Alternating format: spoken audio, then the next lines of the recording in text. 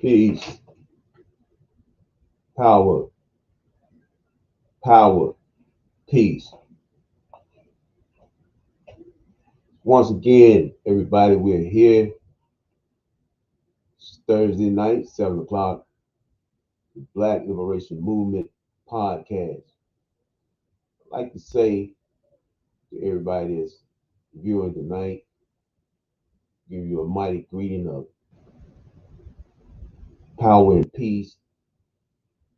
Salam alaikum. Free the land, Habari Ghani. Yay bold. Or whatever greeting you may uh, deem for your own selves and those who you respect and love. We're just glad to have you here this week with us on the Black Liberation Movement podcast tonight. Tonight we have a very interesting conversation that I want to have with everybody. I hope that everybody will share this broadcast, like this broadcast, and engage us in this broadcast as we begin to hash out the conversation that most of us would avoid, would omit, and try to find some way to get around.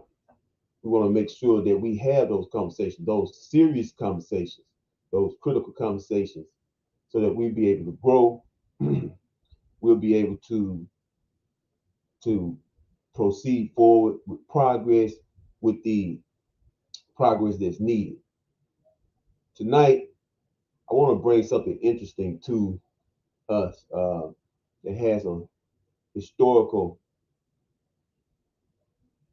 value, something that has historical ramifications on our people, something that has an effect, on our people, pertaining to the frequency of its happenings, as it has historically happened, as it has happened even to this day, and how is it going to be in our future? What do we expect to happen? Tonight we want to talk about historical murder in Mississippi. What's the necessary response? We want to talk about historical murder in Mississippi and what is the necessary response. When we talk about the historical murder, we're not just talking about any historical murder in Mississippi. We're talking about the one that mattered to Black people. We're talking about the murder of Black people. And we want to make it specific to a demographic. Most of us, living here and stemming from the weekends that we had on Juneteenth weekend. This was a topic that really, really, really affected me. And after having our experience down in Natchez and that historic experience during Juneteenth weekend, and meeting a lot of the people that we met, and the resounding effect from Natchez, Mississippi, it made this topic relevant to me. After consulting and talking with a dear Baba that I added to the council of the Black Liberation Movement, Baba Sir Sesh Hatter Boxley, a native of Natchez, I was encouraged to watch a documentary called American Awakening. And in watching American Awakening, we had to deal with the historic killing of some of the strong Black people that began to stand up and fight the historical oppression that our people have suffered here in Mississippi.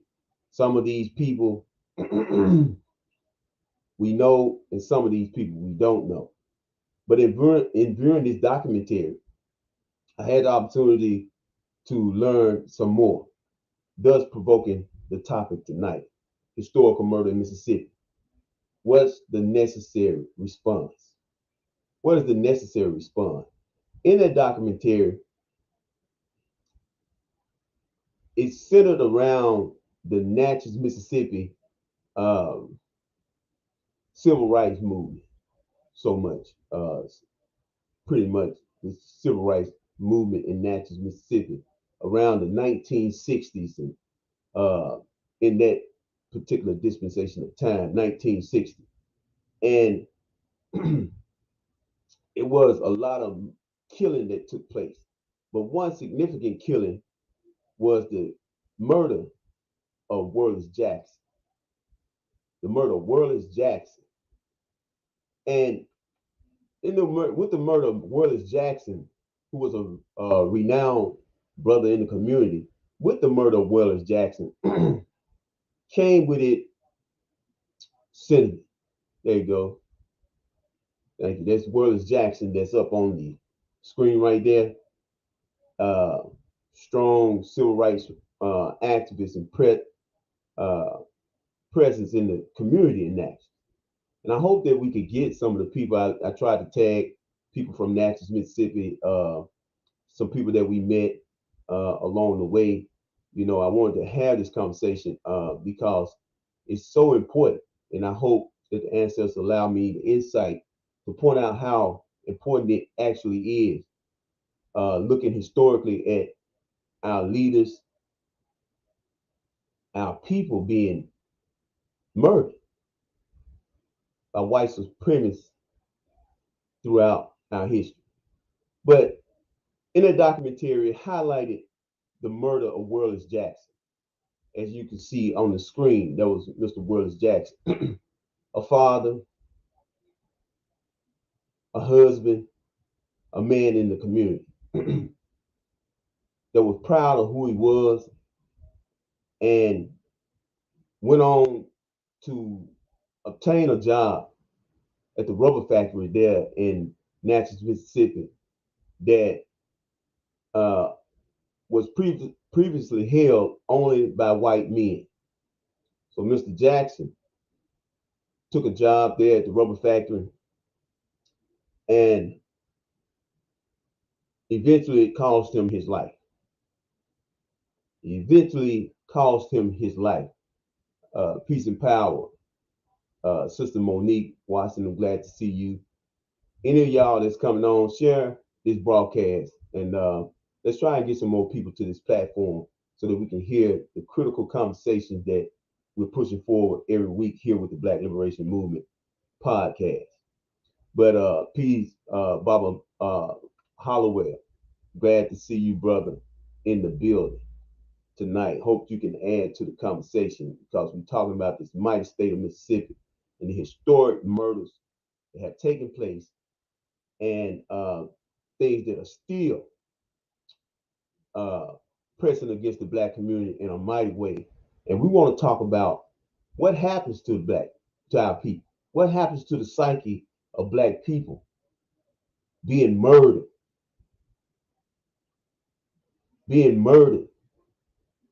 destroyed at the hands of these racist white supremacists. And what's the psychological effect of that? You know, and what is the response of a people that continuously suffer these type of egregiousness? So Wallace Jackson took this job at the rubber factory in Natchez, Mississippi back in the 1960s, and it eventually cost him his life. As I watched the documentary and study it, I couldn't help but feel a sense of despair, um, a sense of almost a hopelessness that came over me. So I began to see the response back then. So I was looking at our people and how we responded as a community to these atrocities that befell us. I watched the Natchez community as the documentary was telling us, you know, that Wallace was a respected man. Thousands of people in Natchez came out uh, in support of the family, and investigations was launched because Mr. Worley's uh, car was bombed. His car was bombed one day leaving work. Peace, Sister Miller. Glad to have you on. We're not gonna be long tonight. We just want to touch on this topic. But you know, Worley's car was bombed one day leaving his job at the rubber factory, where he had basically assumed um, a job that a white man was the only occupant of prior to him. And the Ku Klux Klan was strong in Natchez and in that rubber factory. And Mr. Wallace Jackson had the courage to step up and take that job, which only paid him 5 cents more than what he was being paid, but it was the title, of him, moving up to that position and probably, being over a few white people, entitled, but not in deed.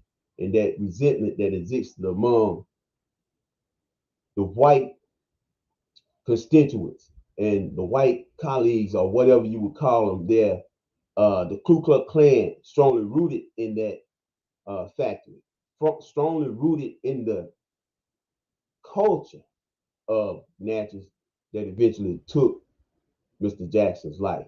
And I can notice that in that documentary, when the legal facets became involved with the case, the people who supposed to bring justice,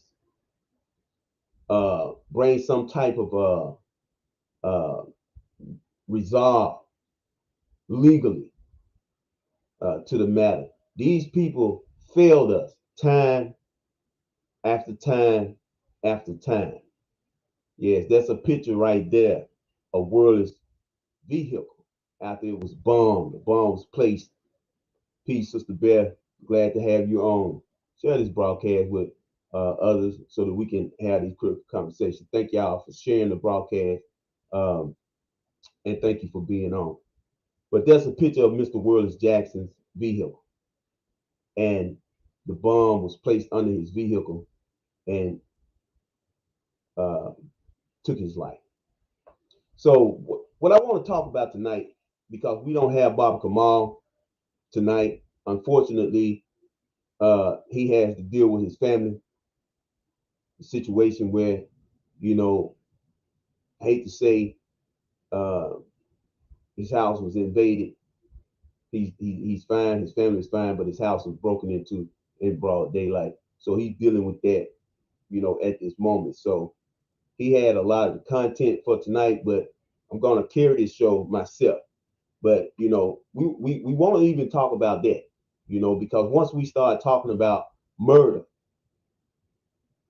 of black people, and I noticed when I hash these conversations out with us in these public settings with Mississippi on the Move, I noticed that we immediately interject the idea of black on black crime and we killing ourselves and so on and so forth. We immediately interject that, and I'm beginning to see that as a deflection.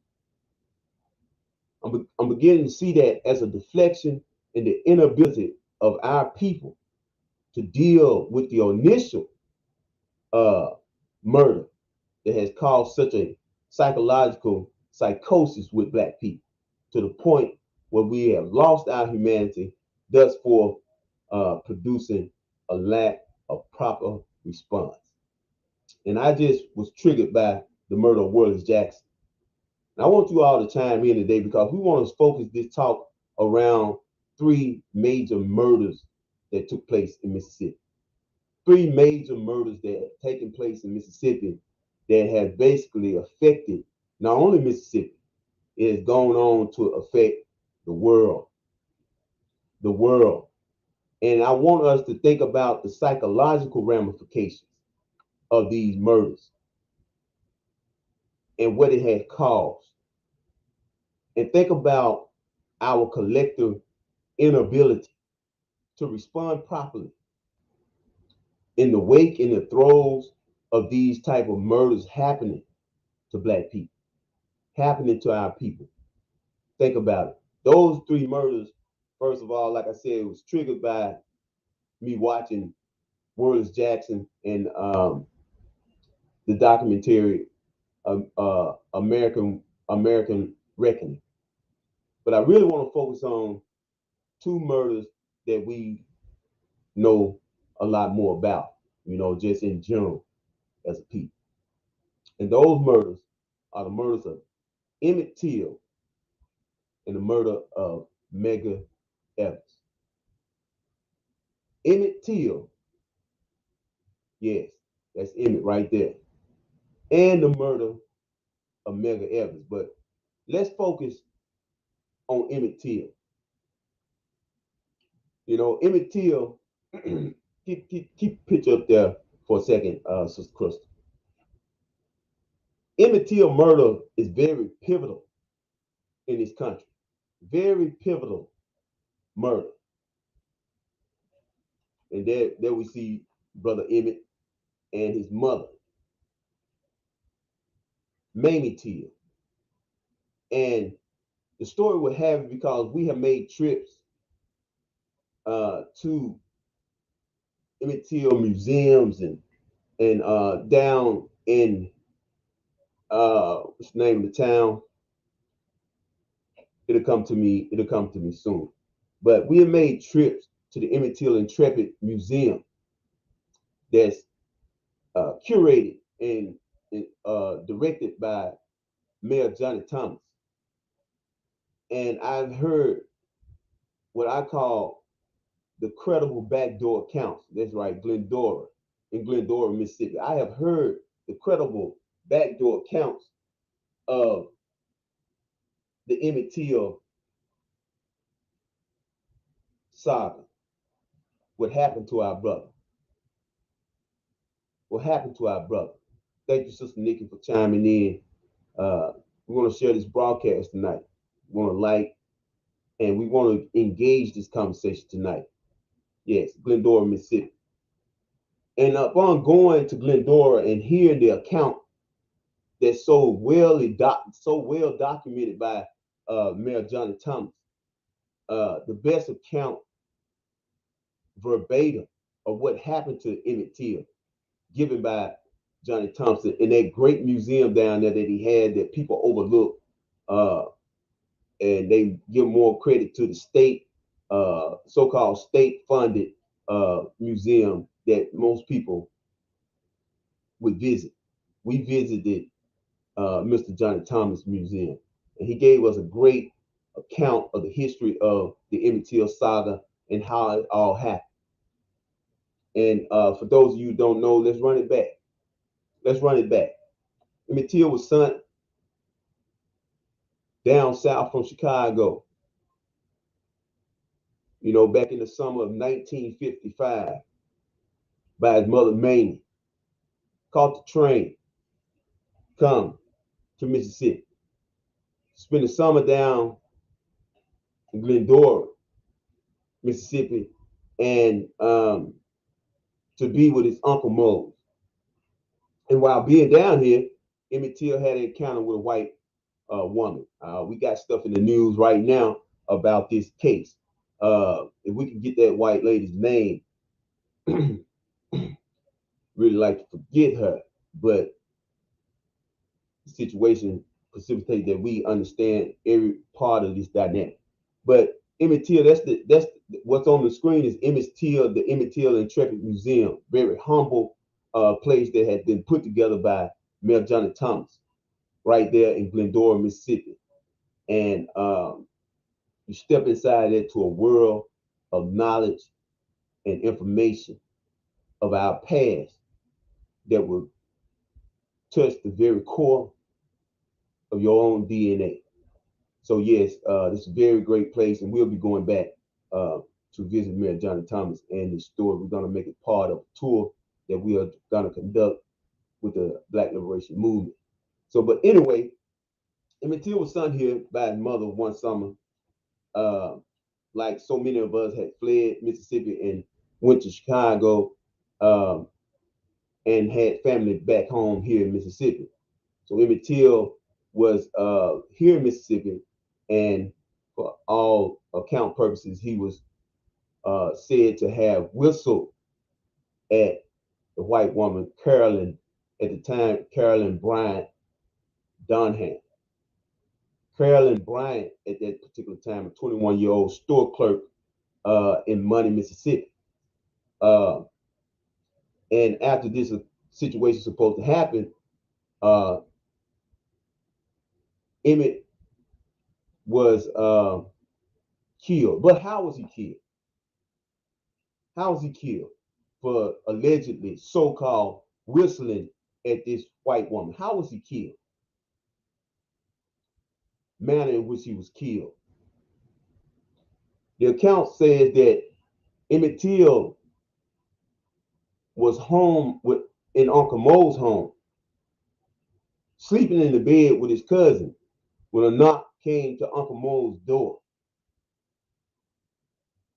And a band of white men, led by the husband of Carolyn Bryant at that particular time, knocked at the door. And upon opening the door, Uncle Mo was addressed by the white mob and asked, "Where was Emmett? We know that boy is in here. We coming to get him." And understanding the situation, Uncle Mo began to petition the white mob and tell the white mob, "Listen, we don't want no trouble. As a matter of fact, we were planning to put Emmett back on the train to Chicago in the morning." But the white mob didn't want to have no parts of Emmett Till getting back on the train without being addressed by the vigilante justice of white people. And they proceeded to push past Uncle Mose to the sleeping quarters of Emmett and his cousin. Now, let's stop right there, family. Peace, Baba, Jeffrey, Ryan, Futrell. Thank you for chiming in. But let's stop right there. The mob came to Uncle Mo's home in search of Emmett. And I often think about the resistance right there. You know, that moment that a white mob shows up at your door in search of your children or your nephew or whoever it might be.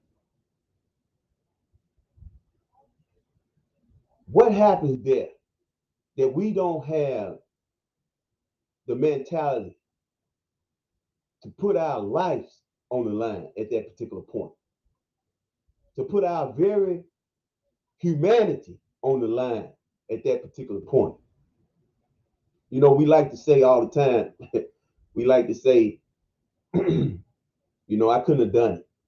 You know, I couldn't have, you know, lived like that, or so on and so forth. But we living in the throes of that. We all are affected by that type of capitulated, uh, paralyzing fear of confronting white supremacy in moments like those. So, regardless of what we say we would have done, let's just look at that moment when Uncle Mo conceded and the white mob progressed in his home, regardless of any type of diplomatic attempt to stop the mob and petition the mob and say, "Look, let me just send them back." So that wasn't done. The mob was a bloodthirsty mob, like so many before it and so many after it. It was determined to take another black life. I want to focus on why hasn't there been a proper response?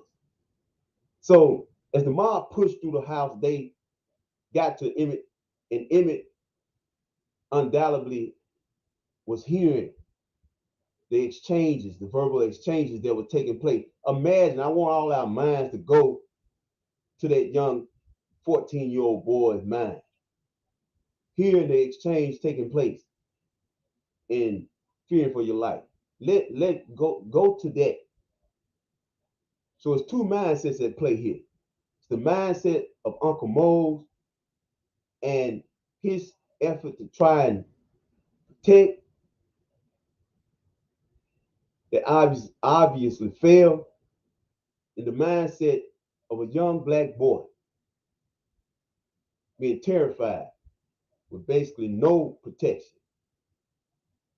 Basically, what amounted to no protection. Think about the mindset, the frame of mind that our young brother Emmett Till had to be in at that particular point. Just think about it. Where's your help? Where's your protection?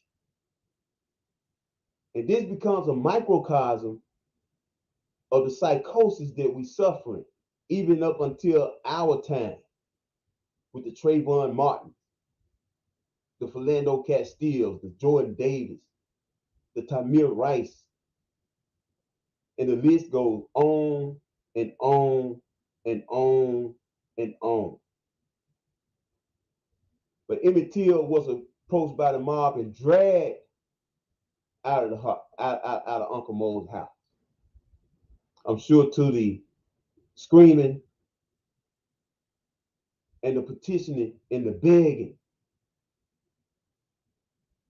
Uncle Mose and his wife and Emmett Till even himself. But the story was the account goes that Emmett Till was placed in the back of a pickup truck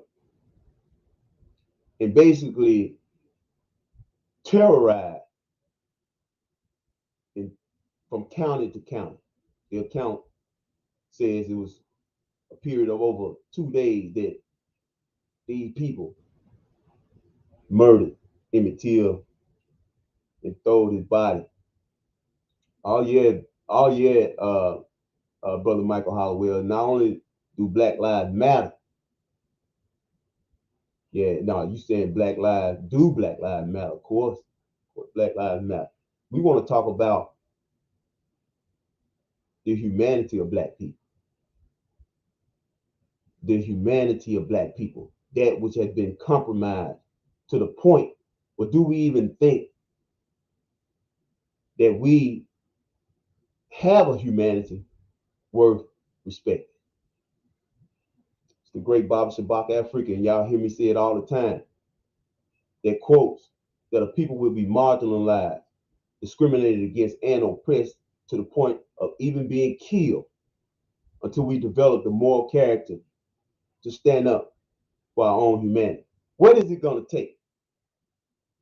And I just wanted to couch this conversation in really the Emmett Till and the Medgar Evers episodes that resonate even to this day, because we have not responded properly as a people who have a humanity. Well, what about black on black crime? We talking about it, because that's a crime. When we fail to properly respond to the egregiousness such as murder, to this magnitude that challenges the humanity of our people, that's black on black crime. That's a crime to me. That's a lack of moral character.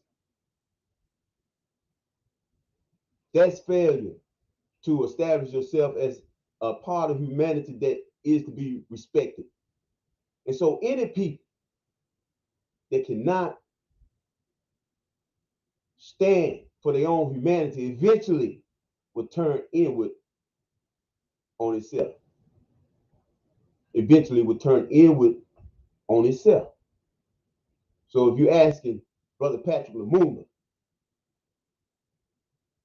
What about black people killing ourselves? It's just a derivative.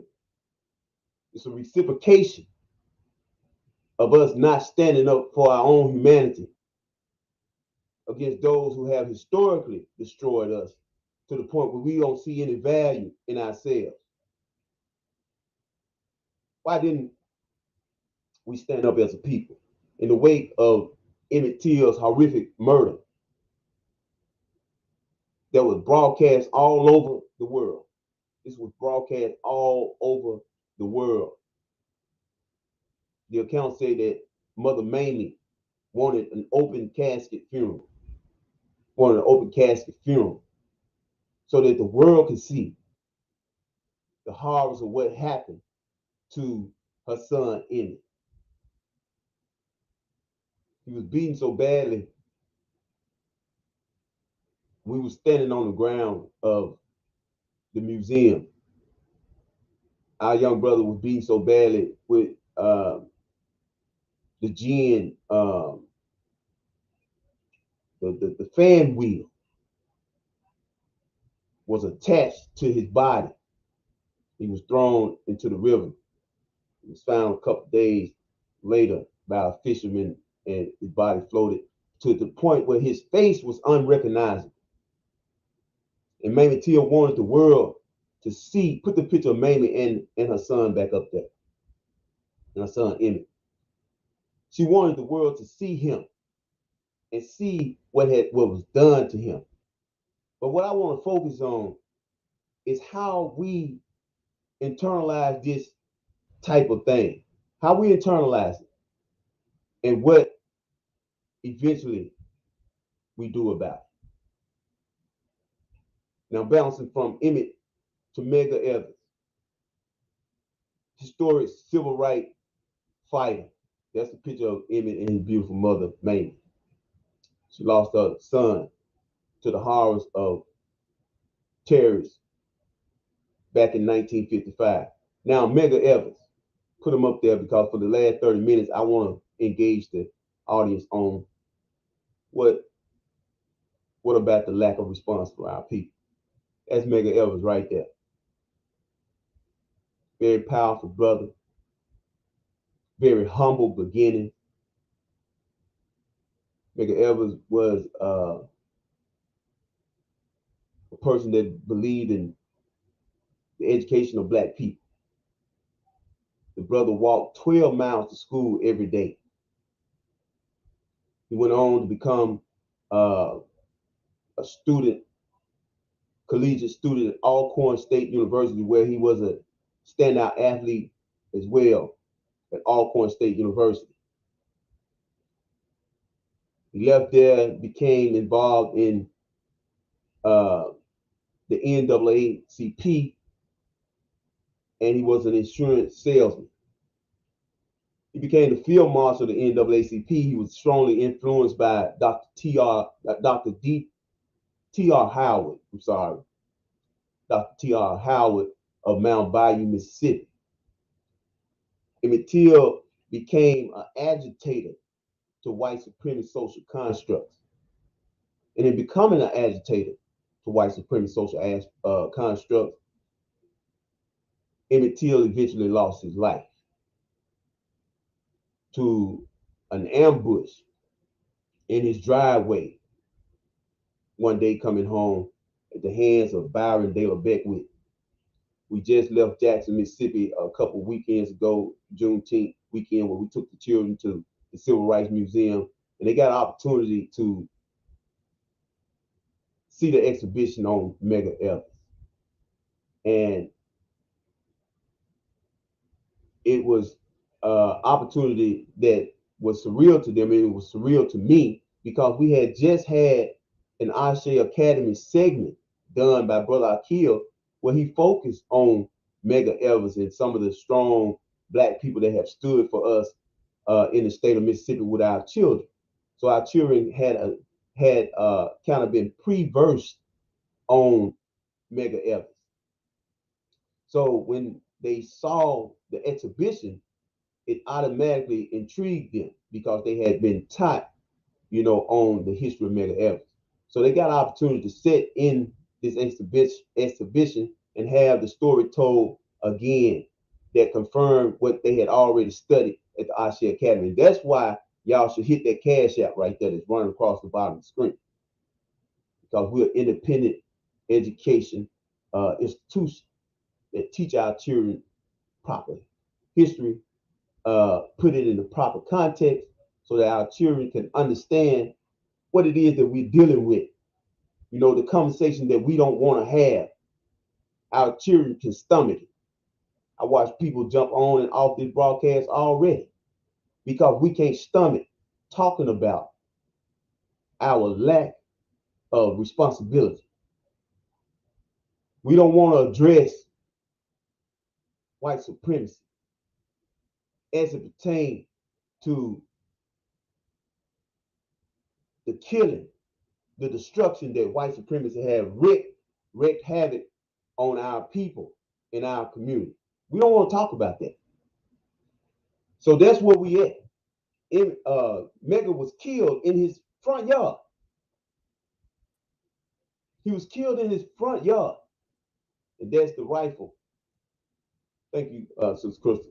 That's the rifle that Byron De La Beckwith killed Medgar Evers with. Right there in the Civil Rights Museum in Jackson, Mississippi. That's the rifle right there that killed our brother. Shot him through the back as he got out of the car to go home for the day. He was shot in his front yard. And it was interesting that the curator, the director of the Civil Rights Museum down in Jackson, Mississippi, she took special notice to us when we came in. And so she had a television interview going on, but she assured us that she wanted to have a conversation with us before we left. So she kind of helped guided us through the Civil Rights Museum, and she had extensive conversation with us. And she told us that one day she was, at work, at the job, at the museum, and a white man walked up to her as they were going through this exhibition, and the white man was looking at the gun and told her, he said, I sold that gun to Byron De La Beckwith. She was taken aback and she said, really? I said, yeah. He said, I sold that gun to Byron De La Beckwith. They was looking at. And that was the gun that Byron De La Beckwith went on to kill our brother with. That gun. So he was ambushed in his front yard. He managed to make it to his own door. And Merle Evers opened that door to a world of trouble. Was that his wife, Merle Evers, said that she knew she had lost him when she saw half of his chest was missing. Exactly. He managed to make it to the door, and she saw that half of our brother's chest was blown away by this white racist, white supremacist racist. And what I want to talk about in the last 20 minutes of this show is what is our response. After years of being killed, murdered. I know we got the black on black crime, but I'm not talking about that right now. We lost our humanity a long time before any black on black killing began taking place in this country. We lost our humanity long before that. And so what we're seeing is the spiraling effects of a people who have not stood for their own humanity. The continued degeneration of a people that had not stood for our own humanity. Like Baba Kamal told me when he called to inform me that he was not going to be on the show tonight. He said, I said, could you give me anything, to add to the content of the show? He said, we got to talk about the degeneration process of our family structure. And can we not Can we talk about the degeneration of the family structure and not talk about the institution of slavery and what it had done to the degeneration process? Can we not talk about Jim Crow and what it had done, its part to the degeneration of the black family nucleus? Do we not talk about that? You know, that systematic process that took place for years of separating, marginalizing, and controlling the nucleus and destroying, I meant to say, the nucleus of black family structure. So now we're in a continued spiral. We're in a continued spiral that we continue to spiral. And it's very irresponsible for us today. And I heard it in all the circles, you know, in all the circles when we having a real political conversation, when we having religious conversation, when we having educational conversation, when we having economic conversation. I hear it in all of the major talking circles. When we point a finger at ourselves and say we got to stop this black on black crime, that's what we call it. But I want to take the conversation deeper. We lost our humanity a long time before black on black killing became relevant. What is that? Black on black crime is a propaganda technique. Whites kill other whites. Hispanics kill other Hispanics. Chinese kill other Chinese. However, the white supremacist media only report about blacks killing blacks. This gives the mental edge that only blacks are savages. Thank you for that. Thank you for that, Baba Michael Hollowell, one of my very esteemed and honored elders that wrote his own version of the Bible. See, we need things like that to start happening for black people. We need people like Baba Hollowell who can reimagine, like Baba Shabaka always says to me, we have to reimagine ourselves, Brother Patrick. I want those who had the stomach to stay on this broadcast because we're not talking about Roe versus Wade today. You know, we ain't talking about R. Kelly today. See, we get caught up in the trending shit and we ain't handled some historic shit that we should have been handled a long time ago. And I think it's irresponsible of us as a people to continue down this road and not handle basic things that determine our humanity. Basic things that determine our humanity. See, we want to talk about Roe versus Wade. We want to talk that, and that's fine. But what I want to talk about is what happened to our humanity. That we continue to live in a system that deals with us politically in a position from a position of benign neglect. Benign neglect. What is benign neglect, Brother Lumumba? It's the position that's taken by this country when they look at black people politically and say, yeah, we know you got a problem, but we ain't gonna do nothing about it. We don't feel no responsibility to do nothing about it. That's for all my civil rights people. That's for all my civil rights people who continue to petition the white politicians, the white I'm just gonna say you continue to petition the white so-called morals, petition the morality of white people. Well, I'm gonna tell you like Baba Kwame Ture told Martin Luther King. He said, Martin, you dealing with white people as though as though they have moral character. Where have white people exemplified anywhere that they had moral character?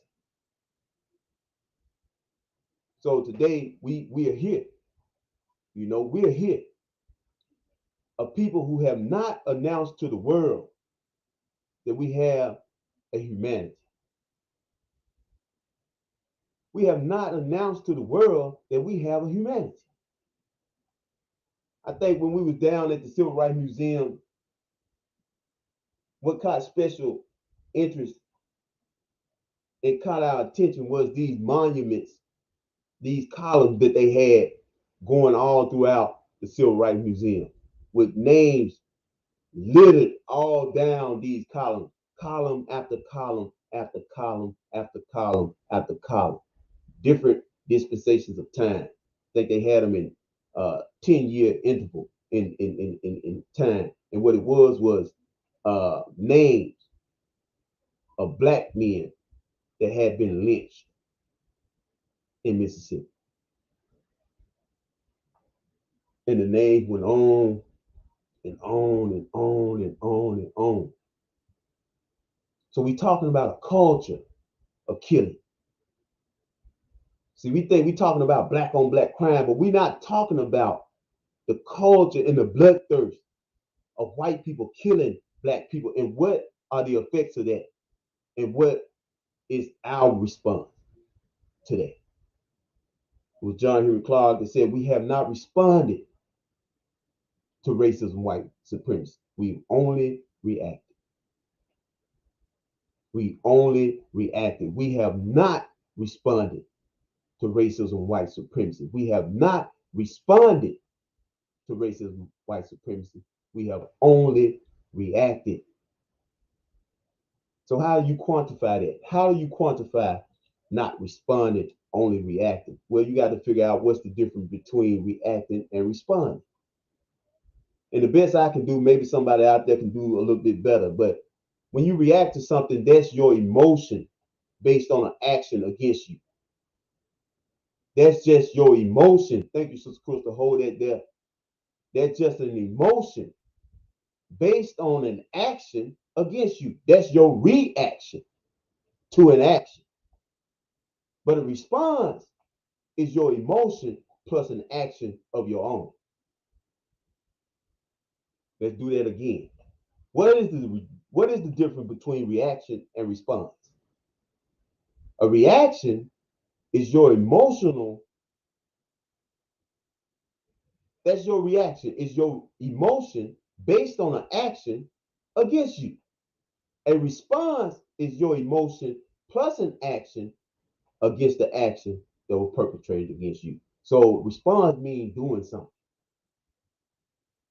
The best way I can explain it, if somebody slapped you, your reaction is that you cry. You feel sad. You just suffer the effects of the action. A response is what are you going to do about it? So that's a response. And we have been lacking a response. You know how I know that? It's simple. Don't take a rocket science. The reason why we have been lacking I know we've been lacking a response is because it continues to happen. It continues to happen. Peace and power, Brother Carl. Hey, Brother Carl, there. Brother Carl, if you want to come on, you're welcome to come on. Sister Miller, you want to come on, you're welcome to come on. Anybody that want to come on and add to this content and not just commentary, but if you want to come on and add something to this, we got a couple more minutes. Come on, because we want to talk about this because I have a problem with it. I have a serious problem with it because I'm not reactionary. You know, the things that we do with the Black Liberation Movement are pragmatic things. We respond in our own way, in our own capabilities. We respond. We don't say Black people need schools.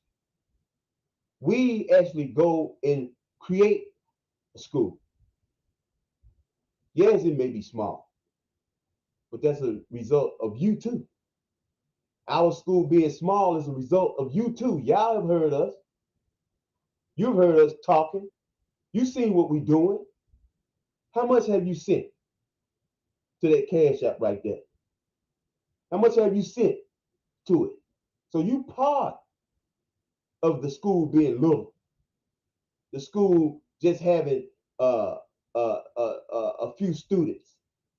You part of that because you still allow your tax dollars to go and support of schools that don't even teach your history. You still allow that. And see, we just that voice. We your conscience. It's in your face. Yeah, I sit here and I say it. I sit here and I'll tell you because we respond. We didn't just theorize and conceptualize the fact that black people need to grow their own food. We didn't just conceptualize that, theorize it, and try to be all cute on social media, remixing how black people should grow their own food. There's no culture without agriculture. No, we've been doing it for the last 5 years,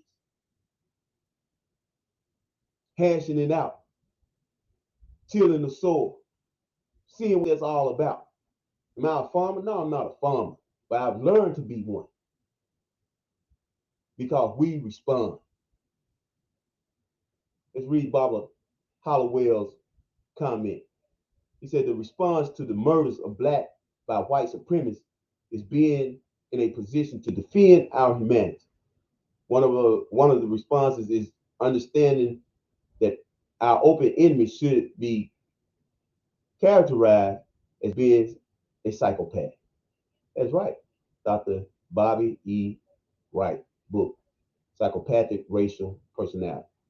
Yes, sir. Thank you for that, Bobby Hollowell. And thank you for always chiming in. And it was Bobby Wright that said our blackness is not the problem. Our blackness is not the problem, all you black on black crime people. Our blackness is not the problem.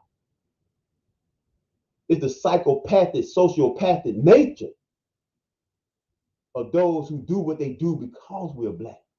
That's the problem. Now the thing is, they're not gonna stop.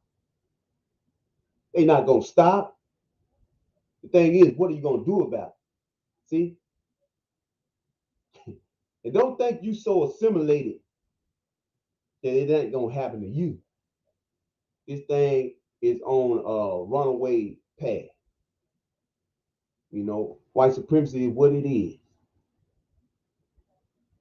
It's a destructive process that we find ourselves in the confines and constraints and the constructs of, in the throes of, and we're severely damaged by it. So what are we gonna do about it? What are we gonna do about it? Y'all can talk about black on black crime on somebody else's show, not this one. We're gonna address the original crime, and that's the one that's been imposed against us and waged against us for centuries.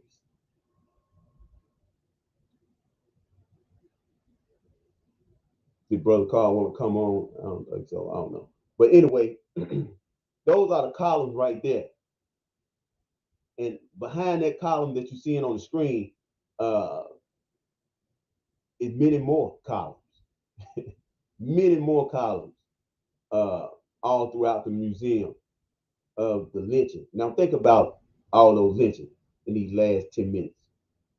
Think about the fear and the terror that's wreaked all across. This is just Mississippi now. And we just focusing on Mississippi. It ain't like, hey, it's not like it's not happening all over America. And really all over the world. Really all over the world. We just focusing on Mississippi. But really all over the world. But we want to, as Brother Akil say, we want to quantify this thing. We want to put it into a perspective that we can really deal with. See, we don't want to make it so ginormous that we automatically capitulate, surrender. No, we want to put it right in your lap. It's just Mississippi. We're gonna put it right in our lap. Lynching after lynching. So you living in a emergence in your lifespan where it's normal for black people to be terrorized by white people. So you live under a cloak of fear. You had black people, why did you flee Mississippi by the millions? They would tell you what I call in the book that I was trying to compose, Patriotic War Has Been Waged. I call it RUWA.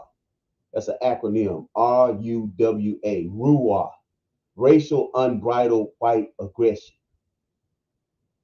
even in American Reckoning, it was spoke about that black people had no protection. We had no protection. So we had to create our own protection. And I'm saying all this, but and I'm talking about the mindset that had been crafted out of this of a lack of humanity. But at the same time, we can speak to black people who were fighting back. We can speak to that. We can speak to black people that are fighting back. Thus forth, the deacons of defense emerged in our community. But who were the deacons of defense? Let's break that down. Who were the deacons of defense? When I look at American Reckoning, the deacons of defense were composed of street gangsters. Just because they said deacons don't mean that they was in the church. Deacons meant more so that they were dedicated to protecting the black community. Peace, Brother Carl, I see you. Come on, bring Brother Carl on in here. But deacons meant that they were protecting the black community. And when I look at the documentary, and I advise all of you all to go and watch the documentary, American Reckoning, the documentary, the full clip. It's about an hour and 30 minutes. The brother, I think it was James Jackson, that started the Deacons of Defense in Natchez. And this brother, watch who he was. He wasn't the educated black man. He wasn't the black man that had the great job that was leading the NAACP. He wasn't that black man. He was a black man that had his own barbershop. And when I talked to Baba Sir this morning, Baba Sir knew him personally. He said, hell, we were scared of him, Brother Lumumba. We were scared of him. The black people were afraid of him. But he had enough humanity to know, I'm going to stand up to these crackers. And I'm going to fight back. Peace, Brother Carl. How you doing, brother? Hey, brother. I'm sitting here in the lab, just, burning the midnight oil. What's going on, beloved? No doubt, brother. The liberation of our people, brother. I saw that Juneteenth shirt that you made. I'm gonna get that one too. As you can see, I got my edition back there hanging on the wall. Black fathers, the greatest fathers of all time. Yes, the greatest fathers of all time. But I seen the one that you put up today. You said, yeah, we handle Juneteenth, but the next stop is liberation. The next stop, liberation. So you can go ahead on and throw that one in the mail, brother. I got you, bro. Yes, sir. Go on, throw that one in the mail. I'll send what it takes. Yes, sir. Zulu Shabazz, thank you for chiming in, brother. We're going to have our conversation too, Brother Zulu. But, Brother Carl, tell me, what is it that you think about? I hope you listen in on, some of the broadcasts, and we're talking about the historical murder in Mississippi and what's the necessary response. So, we couching this in the Mississippi context, but this take place all over America, not only all over America, all over the world. What do you think about that? Well, it's going to take some gumption. It's going to take some courage. It's going to take some guile. But yeah, we haven't responded properly to any aggression towards us. But our enemy has been studying us for a long time. They've been terraforming us for a long time. They've been creating this version of the Negro for a very long time. And what's manifested, we are sitting amongst the creation, the Frankenstein creation of, these white enforcers, these procrastinators or the progenitors of white supremacy. So what we're dealing with right now is we're dealing with people these are the people who didn't leave the plantation. These are the ones that even after the Civil War still wanted to come back for work on the plantations. These are the ones, that's who we're dealing with right now. Those are the ones who survived and have generations and bloodlines. And those are the ones who, sometimes we call to the ancestors that were defeated are the ones that show up. So when we talk about the proper response, the proper response of a warrior is to not only to avenge a wrong, but also the warrior is the warrior is in place. When the warrior is in place, the warrior offers some deference in terms of, or not just deference, but a line of defense, so your enemies won't feel comfortable with crossing that line, with being aggressive towards you. So, a lot of our people, unfortunately, it's like that episode. It's like the movie Life. You can't go past the gun law, the gun line, boss. And that's where a lot of us are right now. It's an imaginary line, and not even that we won't go past the gun line, but how about we go after the one with the gun, so that we don't have to worry about the gun line. So yeah, we're struggling in those areas, and I'm thinking, the way times are moving, this push to gather large masses of Black people, I become more skeptical every day, because I see the timetable, I see the sand in the hourglass, and I see we don't have a lot of time. They're actually in their end game strategy when it comes to dealing with us. When you talk about the shooting in Buffalo, when you talk about the other aggressive acts that don't make the news.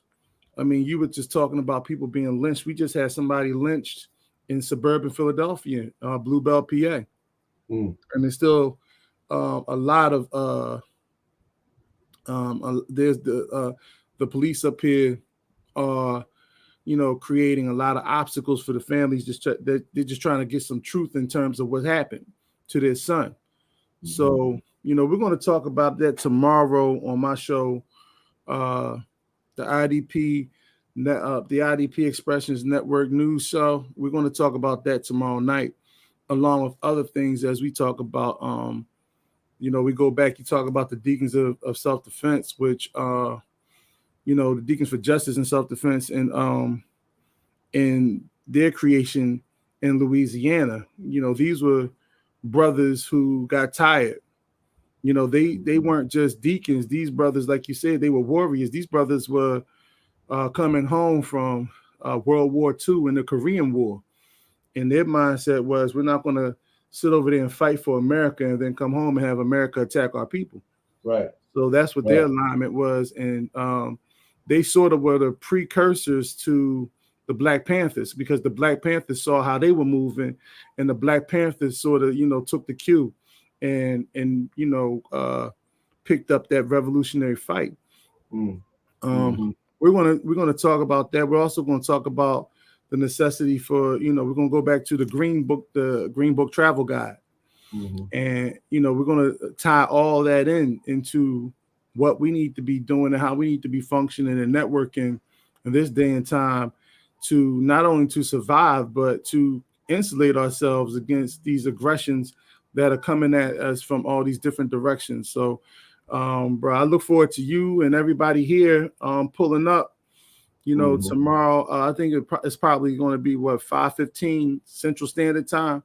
It's going to be 6:15 Eastern Standard Time. And, we're going to get into it, because, these conversations are, these are the breadcrumbs that we're leaving for the people, the ones that want to be free, the ones that want to be liberated, the ones that want to understand what a maroon society is, and the ones who understand how we're going to build. These are, the necessary places that where we drop those necessary nuggets of information. So, I hope, we get everybody on and pull up. I know Sister Crystal will be there for sure, but as well as my beloved Sister Miller. But I think that in the progression of these conversations, Dr. John Henrik Clarke was right. We haven't responded to any of this. Okay, well let's say this, Carl. Let's create a dialogue right here. because you speak to, you beginning to feel a notion that, you know, a response is becoming more and more not a realistic expectation. Is beginning to be more and more dismal. It's becoming more and more destitute. We don't see that, happening with our people.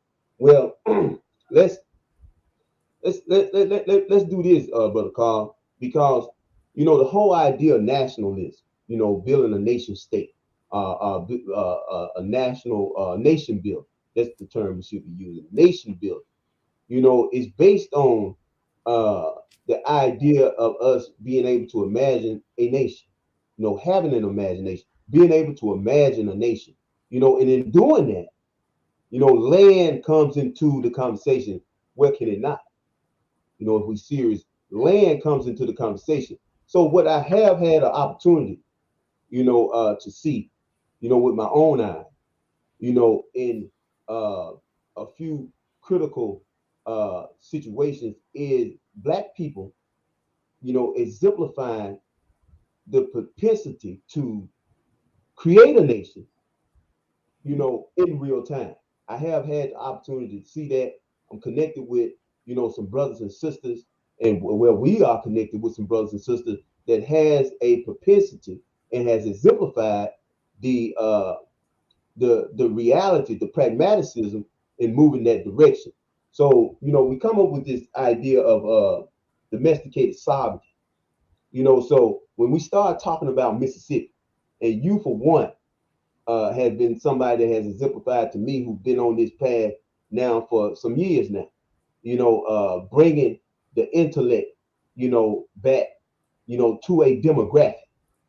Talking about a demographic. It's kind of like Khalid Muhammad said, Africa ain't our home, that's our throne. Where the world is our home, but Africa is our throne. That's where we decide to situate ourselves. You know, on a Western Hemisphere level, we gonna have to do somewhat that too. When I'm thinking about, people that's talking about nationalism, brother, what the hell are we gonna do that at? Where we gonna pronounce it? Where we gonna pronounce this expression of nationalism at? What are we gonna determine? Where this gonna be? It's kind of like in the book Devil You Know, by Charles Blow. He talked about the hippie movement of white people. This liberal Woodstock hippie movement type thing, right? Now I'm real serious about this. No, I understand. We can go into the into the history, and we can hash this out. And what happened was these certain white people that felt a certain way, they politicized themselves a certain way. We call them liberal white people. They actually came together and said, where can we express this politically? Where could this be an expression politically?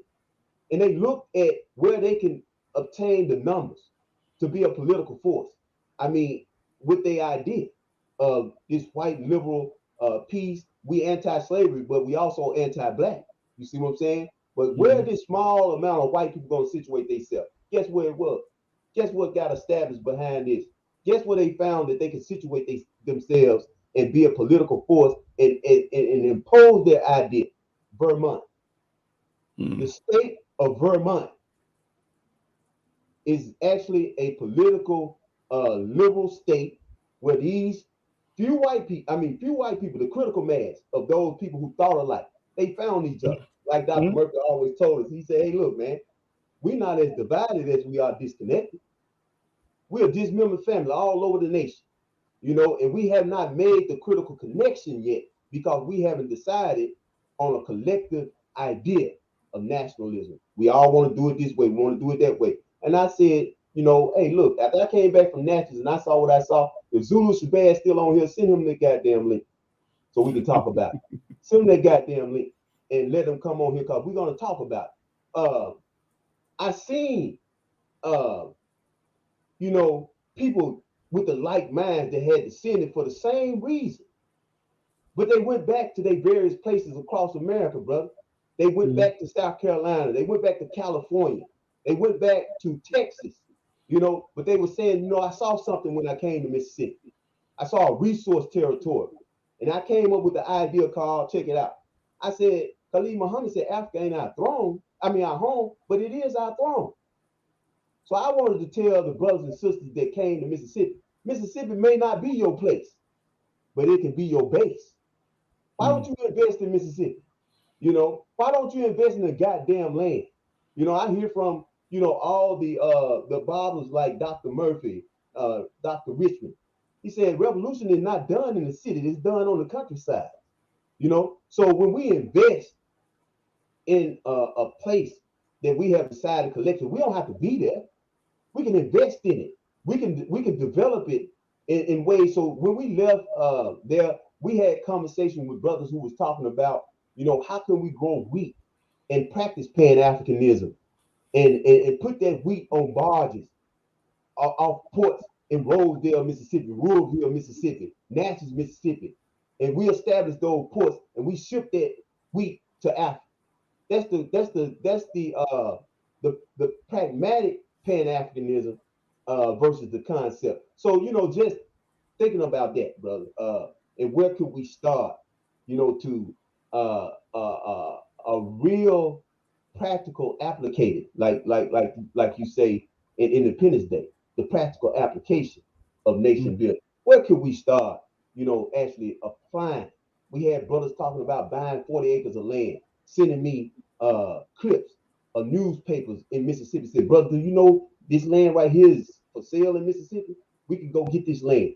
You know, real pragmatism, man. And I'm just, you know, I guess I'm just saying, you know, to my brother, you know, these are the man-side moves, you know, that we make, you know, to secure ourselves. We talking about the lynchings all in Mississippi on the screen right there.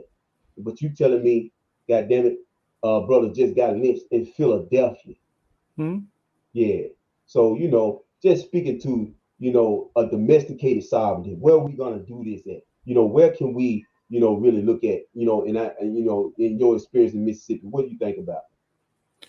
No, I think Mississippi's fertile for it. Like I said before, I think the first time I came to Mississippi, you know, the land there is there, the people is there, the people are there. It's just we have to tear for the mind. And you know, I remember the brother. I'm trying to, you know, I've been at it all day. So I remember the brother said the revolution will not be televised, right? And so many people had different concepts in terms of what he meant, you know. So but nobody ever really thought to ask him. So one day somebody, you know, as he was dwindling in his later years, somebody asked him, well, what did you mean about the revolution will not be televised? And he said, well, because the revolution starts in your mind. So, you know, we have to gather people, you know, and not necessarily recruit, but people, you know, we have the idea. And we have to look to the people that are drawn to it. You know, I akin our situation to the Matrix. A lot of people like to akin our situation to Wakanda and all that, but I look at our situation as closer to being to the Matrix. And in the Matrix, everybody was trying to get to Zion. Zion didn't put out one poster. Zion didn't recruit one person. But everybody was trying to get everybody that wanted to be free from the Matrix sought out Zion. Figured out a way, and they had to fight to get to Zion. And those are the type of people I think we need to be, you know, looking to. I think we spend a lot of time on people who have no interest or no invested interest in leaving the plantation. So when I said earlier that, you know, that my thoughts were in terms of the people who will respond or the size of the nation is dwindling, it doesn't mean we can't nation build. It just means that, you know, on a scale, instead of starting with a stadium, we might have to start with a house. You know, instead of starting with, you know, a football field, we might have to start with a plot of land. You know, and we start from the inside out. You know, and we build it, you know, as more people come. It's like what Booker T. Washington said when the students showed up at Tuskegee.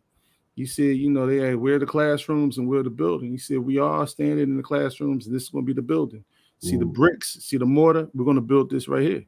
No And I doubt. think that's what the nation building concept has to be for us. Is always, So I mean, that concept for me hasn't changed. It's just the scale changed, Oh yeah. the types of people changed. Mm-hmm. Um, in terms of that, in terms of the people who will actually respond, that Mm-hmm. change. No doubt. And you know what I'm No saying? doubt. So I'm with you every step of the way. I Mm-hmm. know the integrity that you bring. So um, Mm-hmm. the notion of the proper response. You're right. The proper response is to build a nation of our own. Mm-hmm. Because once you have that nation, you become a threat to everybody that wants to threaten you. Right. Your nation protects you. It insulates you. Our culture protects us. It should insulate us. It should protect us. It should insulate us. Mm-hmm. Those are the things that are important. In terms of building this, Right. we once we grasp that concept and truly understand it and understand the sacrifice Mm-hmm. for Mm-hmm. today, so that we can have a nation for tomorrow. Mm-hmm. Letting go of the idealistic, this capitalist rugged individualism, and understand um, communal capitalism, something that Marcus Garvey was teaching. No Uh, doubt. and one understand that we have to keep our eyes open to what's going on all over, because it all has an effect on us. The Mm-hmm. wars across the world have an effect on what we're doing here. The idea and the concept that you've come up with in terms of being the provider of wheat for countries that can't get it now because of what's happening in the Ukraine. I think that's a very good idea. I wouldn't speak too much more publicly about it, but yeah, I think it's a very good idea. Mm-hmm. You know what I'm Mm-hmm. saying? Mm-hmm. One of the things that happens is when they find out we have an idea, they find a way to, kill the messenger. Mm-hmm. So, I mean, Mm-hmm. a lot of Mm-hmm. people are really looking at that situation in Buffalo and questioning the motive as to why that store was chosen. And some people are looking at the fact that you had a former police officer turned security guard who had just created or invented a way to run cars by water.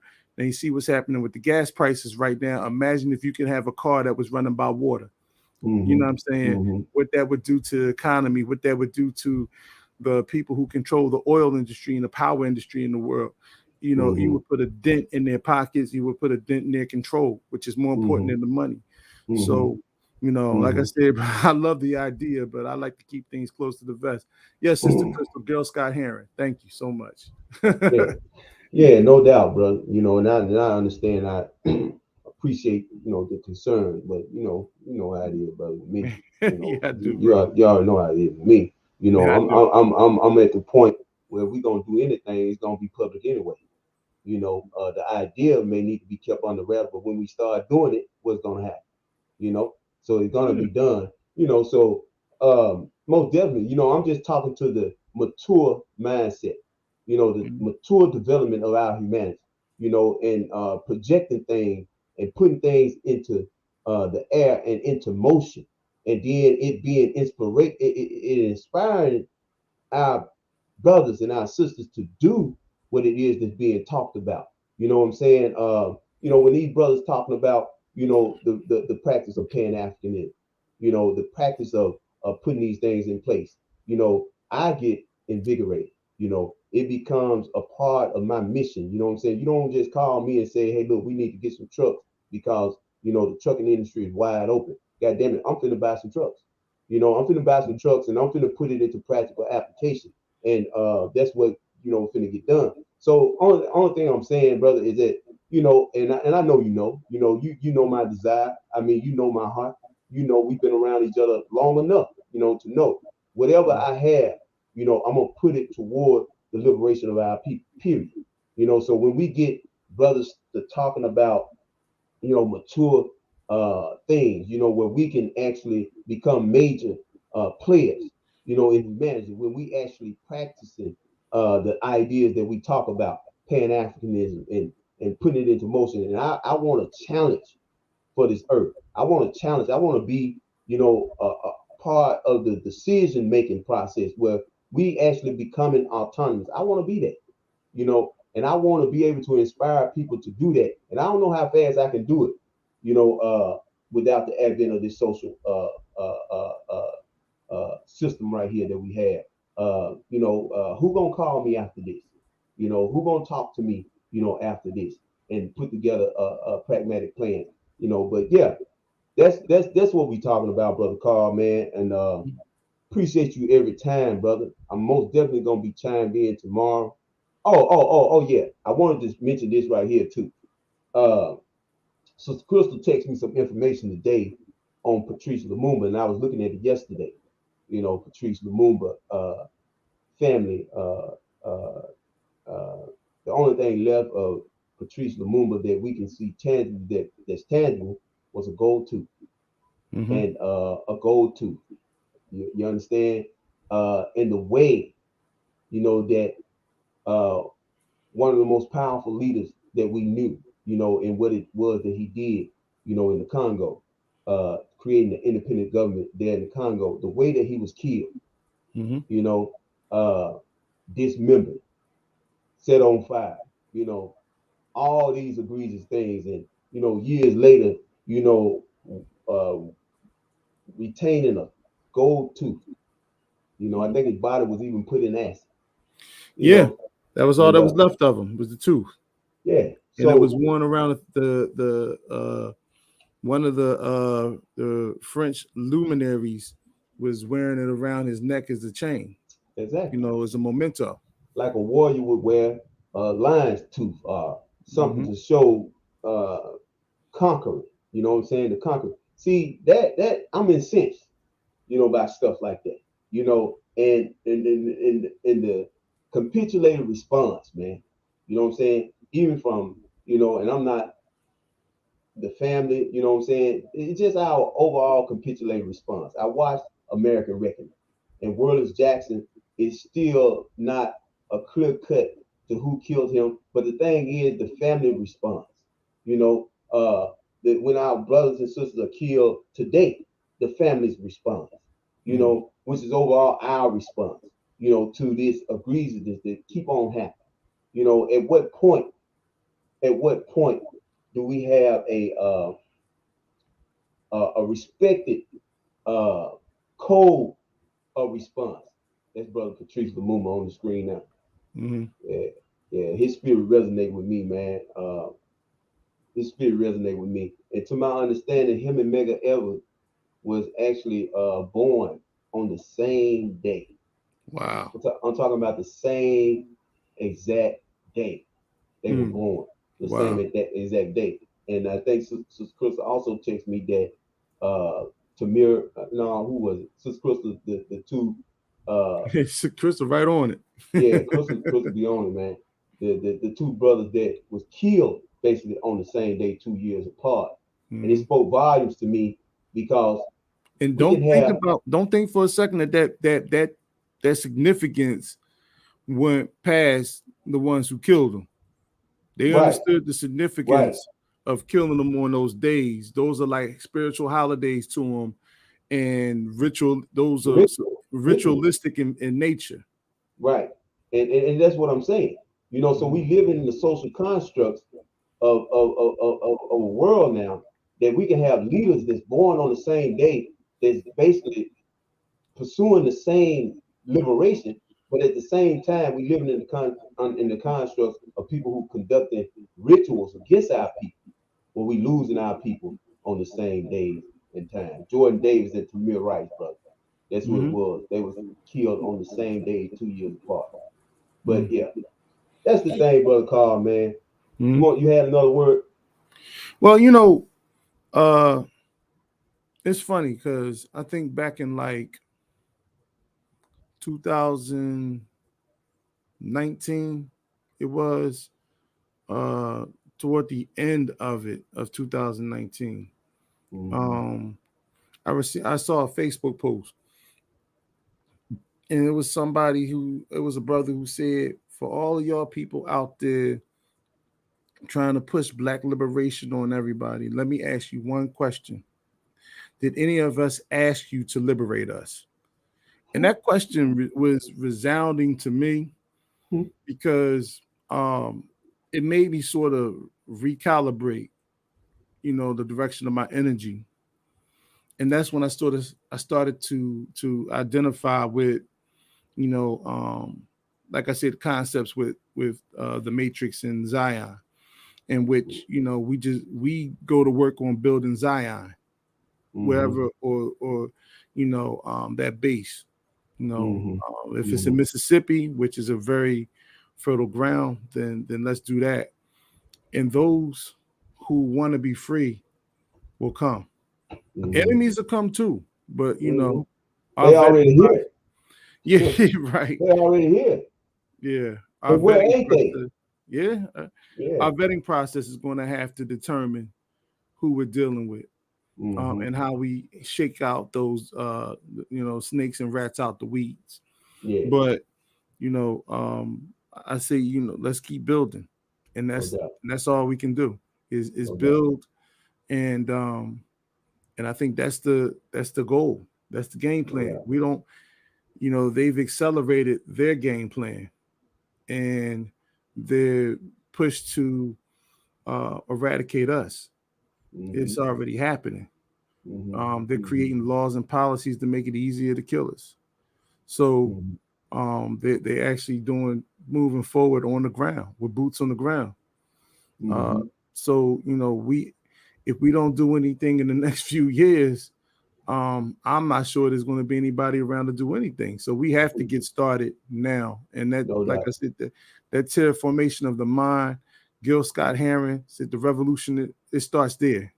We have to start getting, drawing those people as we build our arc, as we build our Maroon Society, as we create the foundation for the nation. So that's all I have to say, man. Peace and power to the family, and I hope to see everybody tomorrow night as we break it down on the IDP Expressions Network, brother. Appreciate you. No doubt. Appreciate you, Brother Carl, and we're going to close this thing out. Peace and love, Brother Carl, no doubt. Peace and love, we're going to close this thing out with Amos Wilson and the sentiments that Brother Carl just left, that we're going to have to build something. And in the words of Amos Wilson, he said that people are not remembered for the things they know, people is remembered for what they build. Nobody's going to remember that you knew the whole Holy Quran. Nobody's going to remember that you knew all the things that you knew.